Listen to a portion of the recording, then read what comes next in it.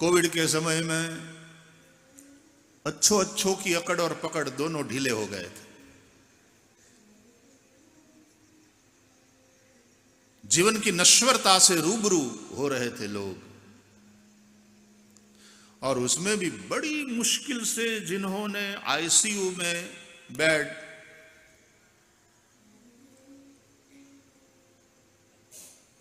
किसी तरह प्राप्त कर लिया। शुरुआत में लगता था बेड मिल गया, और आईसीयू में रहने वालों की फिर जो दशा थी, मैंने ऐसा सुना है। बार वालों को तो वैसे किसी को आने का कोई सवाल नहीं था, घर वाले आ नहीं सकते थे, ये आईसीयू में है और अपनी आंखों के सामने 1 बाय 1 एक एक को मरते देख रहा है।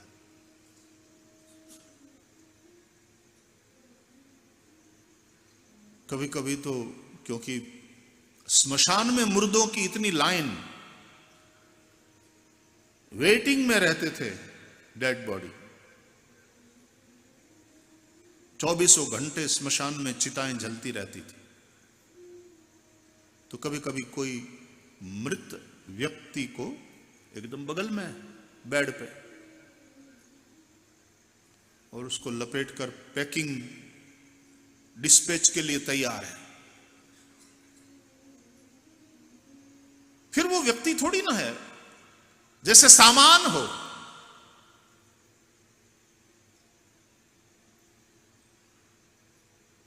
जैसे ही मृत्यु हुई नाम मिट जाता है, व्यवहार में फला आदमी वो चले गए इत्यादि ठीक, लेकिन शरीर को नहलाओ, शरीर को नीचे ले लो, शरीर को ठीक करो, नाम मिट जाता है।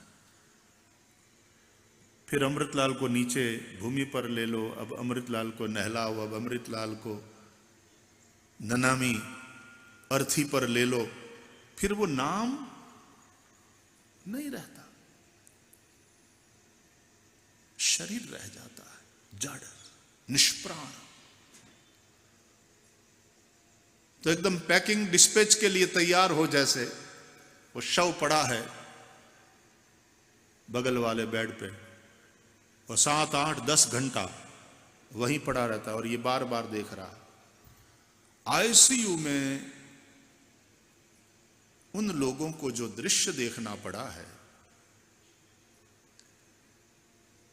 एक एक को बारी बारी से मरते और जाते देखकर वो मन ही मन सोचता था कि मेरी बारी कब है पता नहीं।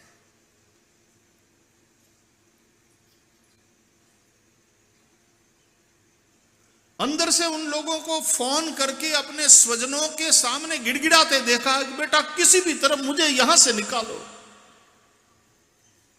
ये मेरे से देखा नहीं जाता, भयंकर वातावरण, मैं भयग्रस्त हूं। मृत्यु का भय, वो मृत्यु अवश्यंभावी है। अनिश्चितताओं से भरे हुए जीवन में यदि कोई एक चीज निश्चित है तो वो है मृत्यु। जातस्य ही ध्रुवो मृत्यु।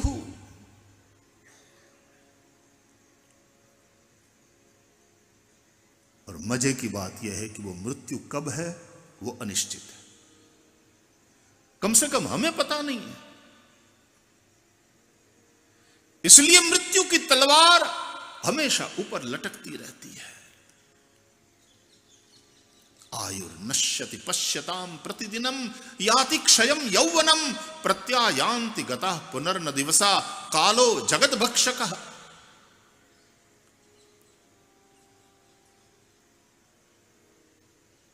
शास्त्रकार समझाते हैं हर पल आयु नष्ट हो रही है, हर सांस के साथ आयु खत्म हो रही है, उम्र बढ़ रही है, आयुष क्षीण हो रही है।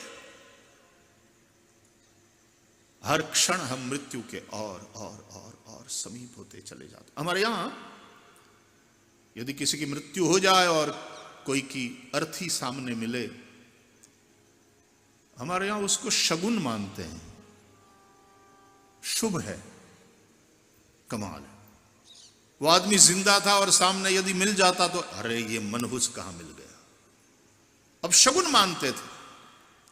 वही आदमी मरकर यदि उसकी अर्थी सामने मिले, शुभ शगुन। गजब है। इसका क्या मतलब है?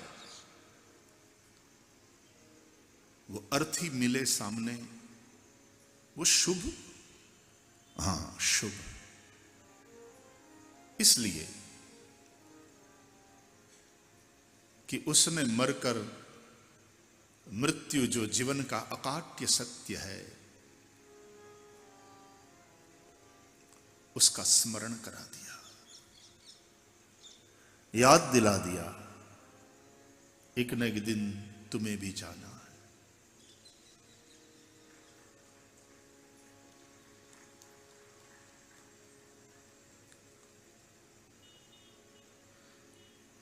वास्तव में संसार में होने वाली हर मौत हमारी अपनी मौत का पैगाम देकर जाती है।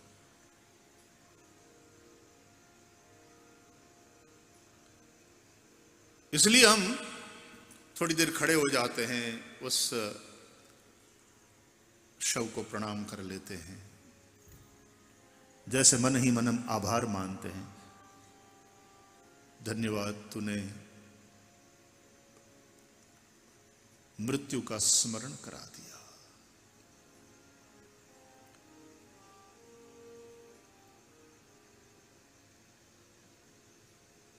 आभारी हैं हम। समाज में होने वाली हर मौत, चाहे वो हमारे जाने पहचाने की मौत हो, चाहे किसी अनजाने की, हमारे जीवन को असर जरूर करती है, प्रभावित करती है। कैसे, मैं समझाऊं। रेलवे स्टेशन पर टिकट लेने के लिए आप खड़े हैं, बड़ी लंबी लाइन है, आप कुछ 60-70 फीट खिड़की से दूर लाइन में खड़े हैं। बिल्कुल खिड़की के पास जो आदमी है, टिकट कटवा रहा है, खरीद रहा है, उससे आपका कोई परिचय नहीं। आप जिंदगी में कभी उसको मिले भी नहीं और मिलने का कोई सवाल नहीं। और वो आदमी जब टिकट उसको मिल गया और वो चला जाता है, पूरी लाइन के ऊपर उसका प्रभाव पड़ता है। क्या? 2 कदम लाइन आगे बढ़ी।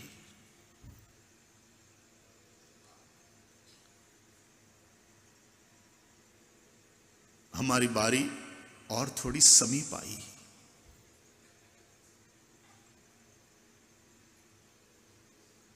समाज में होने वाली हर मौत इसी तरह हमको भी प्रभावित करती है।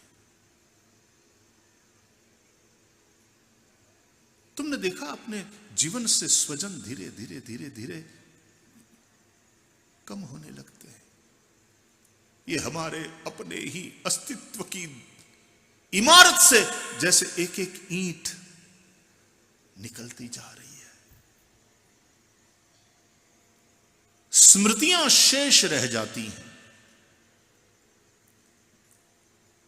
अब की बार की कथा में मैंने कहा रंग ढंग अलग होंगे और जीवन की नश्वरता, और इसलिए वैराग्य में वा भयम, वैराग्य पर ही जोर देते हुए यह संपूर्ण यात्रा चल रही है। और उम्र के इस पड़ाव पर यह आवश्यक है। संसार नहीं बांधता, हम अपने मोह के चलते बंध जाते। ये अकड़ ये पकड़ दोनों ढीले होने लगते हैं। अकड़ तो राजा रावण की भी नहीं चली। न पकड़ पाते हैं हम संपत्ति को, परिवार को, सत्ता को, अरे अपने शरीर को भी धारण करने में असमर्थ हो जाते हैं। संपूर्ण श्रीमद् भागवत का यदि कोई मूल संदेश है तो यही है। ये सारी यात्रा कैसे शुरू हुई? बोले राजा परीक्षित को शाप हो गया, 7वें दिन तक्षक के डसने से तुम्हारी मृत्यु है। ये केवल परीक्षित की कथा नहीं,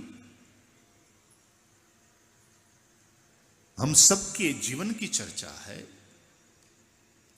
7वें दिन सबको जिंदगी से जाना है। 7वें दिन इसलिए कि सप्ताह के दिन ही 7 है, 8वां कोई वार ही नहीं। शुक्र शनि रवि सोम मंगल बुध गुरु 7 ही तो है। 7 दिन में ही सबको जाना है। परीक्षित तो भाग्यशाली थे, उन्हें पता चल गया कि वो गुरुवार कौन सा है। कहते ना नेक्स्ट मंडे।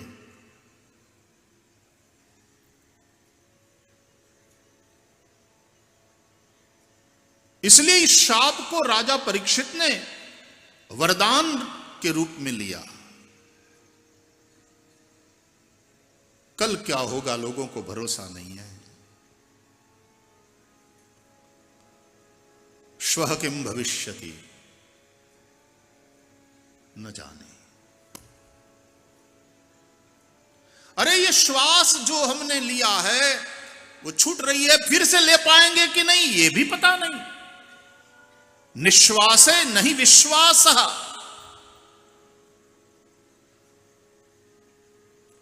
इसलिए शास्त्र कहते हैं विद्युच्चलम जीवितम। जीवन बिजली के कौंधने जैसा, चमकने जैसा, क्षणिक। दुर्लभो मानुषो देहो देहिनाम क्षणभंगुरः। श्रीमद् भागवत के 11 स्कंध में कहा गया मनुष्य देह, मनुष्य जीवन दुर्लभ है और ये क्षणभंगुर है, कोई भरोसा नहीं। एक आदमी विनोद में बोला कि एक बार एक आदमी सिगरेट पीता हुआ जा रहा था, चलता हुआ सड़क पर किसी शहर में। किसी ने केले का छिलका यूं ही फेंक दिया था। इसका ध्यान मोबाइल में था, हाथ में सिगरेट थी। केले के छिलके पर पग पड़ा, फिसला, ऐसा गिरा और सिर में चोट आई। सिगरेट जलती रह गई, खुद बुझ गया। कोई भरोसा नहीं। चलता फिरता आदमी अचानक से चल बसता है।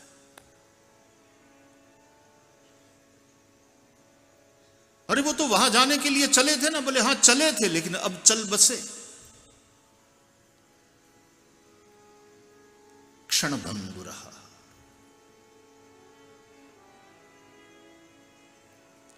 एक महात्मा थे, बड़े विरागी संत, बड़े सात्विक। जीवन की अंतिम घड़ियां शिष्य समुदाय घेर कर बैठा है, सबकी आंखें नम हैं।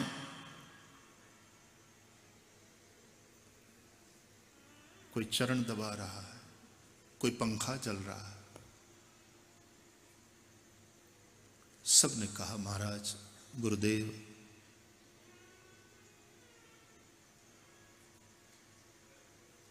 जाते जाते हमको कुछ कहिए ताकि हमारे जीवन का कल्याण हो। बोले बेटा जिंदगी भर बोलता ही रहा हूं।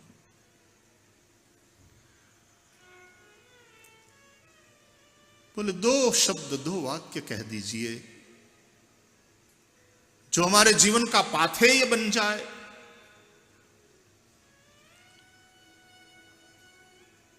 तो सदगुरु ने कहा, मेरे प्यारों, जिंदगी भर मैंने जो भी कहा है आप लोगों से, उसके सार रूप बस केवल इतना ही कहना चाहता हूं चलते चलते, कि दो बातों को हमेशा याद रखना और दो बातें भूल जाना। दो बातों को भूल जाओ,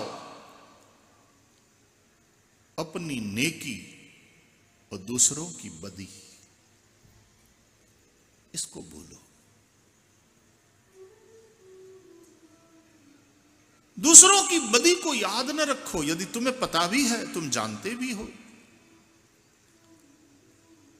हो सकता है वो बदी उसके जीवन से तो निकल जाए, लेकिन वो गंदगी तुम्हारे मन में बनी रहेगी यदि याद रखोगे। किसी और की गंदगी अपने घर में, और वो भी संभाल के रखना, ये कितनी नासमझी है।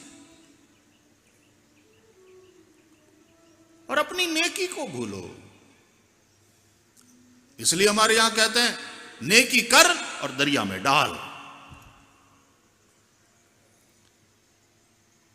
किसी की मदद कर दी, किसी का अच्छा काम किया, करने के बाद भूल जाओ।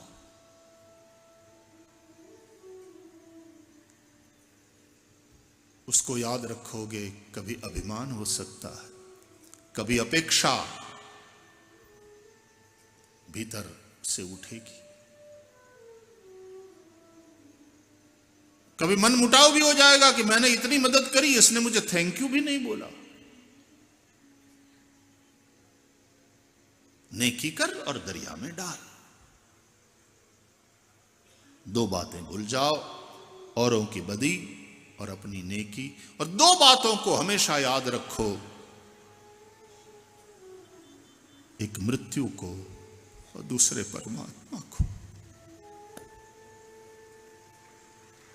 कृतो स्मर कृतम स्मर।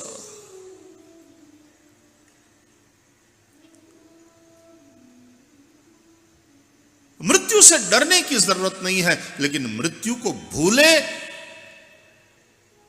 बिगड़ोगे। याद रखो, ईश्वर को याद रखो, ईश्वर का सदा स्मरण करो। कृष्ण कहते हैं, माम अनुस्मर तस्मात् सर्वेषु कालेषु माम अनुस्मर युध्य च।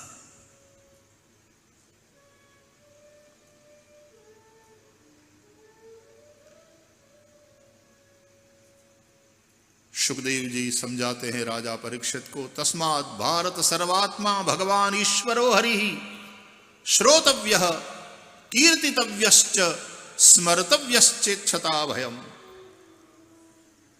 यदि अभय चाहते हो, याद रहे, भय मृत्यु का दूसरा नाम है। जब तक भय है, शांति नहीं हो सकती। श्रीमद् भागवत क्या करता है? बोले, संसार के उस भय को मिटा देता है। संसार भय नाशनम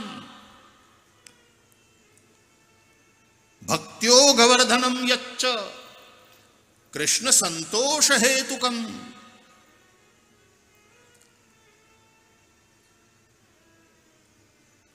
भक्ति को प्रकट करने वाला, श्री कृष्ण परमात्मा को प्रसन्न करने वाला, संसार के भय को मिटाने वाला, सर्वशास्त्रों के सार रूप यह श्रीमद् भागवत है।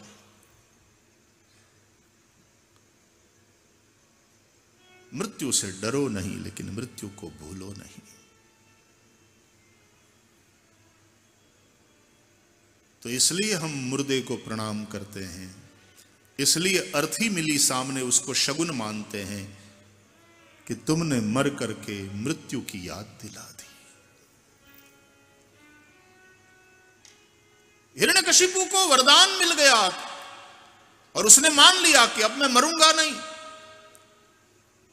अब कोई मुझे मार नहीं सकता, क्योंकि मैं न दिन में मरूंगा, न कोई मुझे रात्रि में मार सकता है, न घर में, न घर के बाहर, न धरती पर, न आसमान में, न अस्त्र से, न शस्त्र से, न मनुष्य से, न पशु से, ब्रह्मा की किसी भी रचना से, और ब्रह्मा से भी मैं अब नहीं मर सकता। मुझे वर प्राप्त है। ये मान बैठा, इसने मान लिया कि अब मेरी मृत्यु नहीं, और राक्षस हुआ। रावण ने भी यही मांगा था। रावण कुंभकर्ण ने मांगा, हम काहू के मरहि न मारे, बानर मनुज जाति दुई बारे।